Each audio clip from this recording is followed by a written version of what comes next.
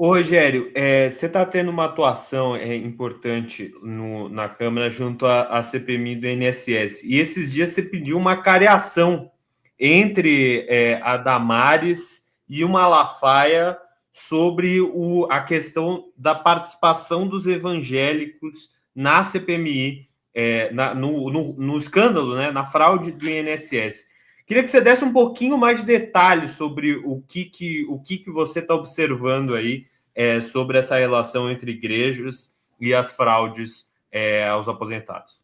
Sugeri ao Rogério para antes da cariação, ele tem que passar por um banho, antes e depois. Porque, gente, se houver essa cariação, eu não quero estar perto para não respingar no meu corpo, que vai sair de um enfrentamento entre a Damares da Goiabeira e o Malafaia, viu, Rogério? Cuidado, Rogério, com essa saúde.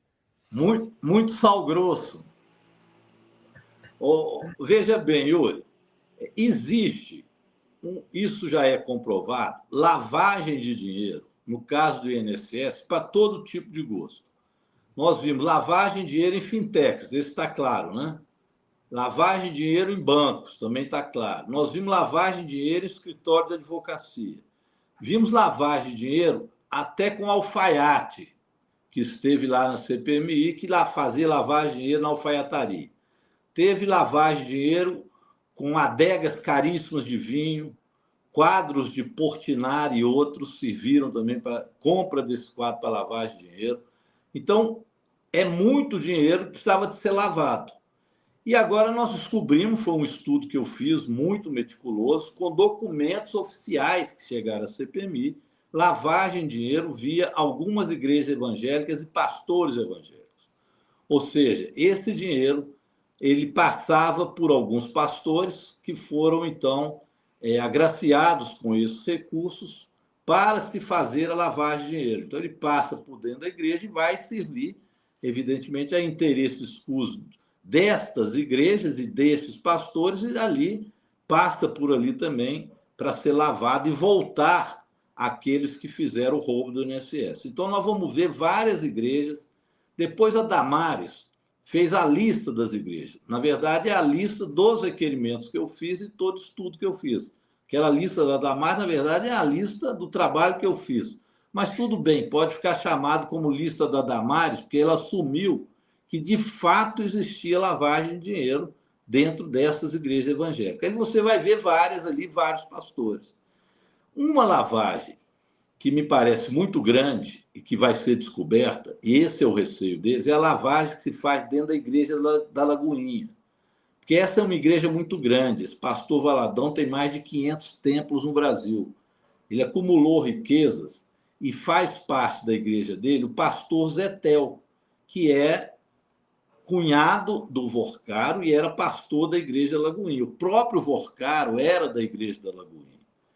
O pai do Vorcaro, Henrique Vorcaro, é quem colocou o André Valadão como chefe dessa igreja. Então, eles são todos aqui de Belo Horizonte, Daniel Vorcaro, Henrique Vorcaro, o Zetel, o pastor Zetel, a irmã do Vorcaro, esposa do Zetel, que eu esqueci o nome, também pastora aqui da igreja, ela também faz parte desse processo, apoia o Nicolas Ferreira, e o presidente da CPMI, senador Viana, é membro desta igreja. E por isso ele não coloca em votação os requerimentos que eu pedi para fazer a quebra de sigilo da Clava Forte Bank, da igreja, do pastor Valadão e do próprio Zetel. Mas isso a Polícia Federal provavelmente irá fazê-lo. Nós vamos ver que foram muitos milhões que chegaram do Zetel para essa igreja e para esse banco. Ou seja, a lavagem do Banco Master passou também pela Igreja Lagoinha e outras igrejas. Além disso, vocês lembram daqueles Golden Boys, que o nosso deputado Pimenta apelidou de Golden Boys? Eram pessoas novas que fizeram entidades picaretas para fraudar os aposentados. Essas entidades pegavam pessoas aposentadas no INSS, fundavam entidades picaretas, levavam esses aposentados para as entidades sem que elas soubessem e faziam desconto. E ali eles foram se enriquecendo Felipe Macedo, várias entidades picaretas que essas que nós denunciamos. Esses Golden Boys também alimentaram a Igreja da Lagoinha. Para você ter uma ideia, o Réveillon repassado, não desse, o outro Réveillon, foi financiado por esse Felipe Macedo, pela empresa dele, por essa entidade, essa associação picareta, que financiou o Réveillon da Igreja da Lagoinha lá no Allianz Parque do Palmeiras, que também nos coloca se não há ligação também com a própria fintechs lá da presidenta do Palmeiras e assim por diante. Esse sujeito, Vorcaro, chegou a colocar dinheiro na SAF do Clube Atlético Mineiro, que, aliás, é meu time do coração aqui, meu galo mineiro, que também está sendo verificado como fundos que são esses do Banco Master, que tinha ligação até com o PCC. Então, isso virou uma verdadeira máfia. E estão integrados a ela estes pastores desta Igreja da Lagoinha. Esse é o problema deles, é um problemão que eles têm. E o Nicolas, que está lá fazendo essa caminhada fake, está querendo fugir desse assunto igual o diabo foge da cruz, porque ele também está inserido neste rolo, junto com esses pastores que eu aqui citei. E isso vai ficar claro daqui um pouco com a quebra de sigilo. Aliás, a quebra de sigilo do Zetel a gente já tem. Nós não estamos podendo usar porque o Toffoli proibiu a CPMI de ter o acesso a essa quebra.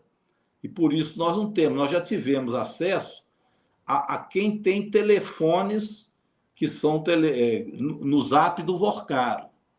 Tem muita gente que o Vorcaro tem o telefone dele. Pode não significar nada, pode significar muita coisa. E que eles têm o telefone do Vorcaro. Um deles, sabe quem é? Chupetinha.